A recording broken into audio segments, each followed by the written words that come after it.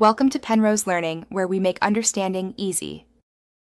You start by verifying essentials so you waste no time. First, check Google Cloud status and your project quota. This rules out widespread outages.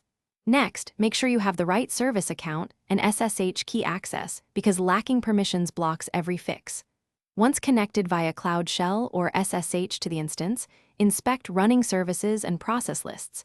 Restart the primary service if it's hung. Do this now so the deeper steps target a live, reachable server.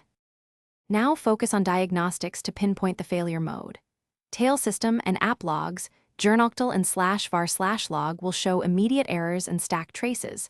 This tells you which component failed. Next, review cloud logging and error rates to correlate times and sources, because distributed issues often show patterns across instances. Then check resource metrics: disk I/O, memory, CPU, and network latency. Resource saturation explains many outages. If you find config or deployment issues, prepare a rollback or patch while keeping the system stable. Finish by applying the chosen repair and verifying recovery. Restart or reload the affected service. If the deployment caused the issue, roll back to the last stable version.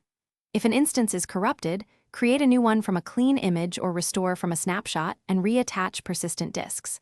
Once fixed, run health checks and a short load test to confirm stability and re-enable auto-scaling if used. Troubleshooting tip: if errors persist, isolate one component and reproduce. Thanks for watching. If this was helpful, leave a like and consider subscribing. See you next time.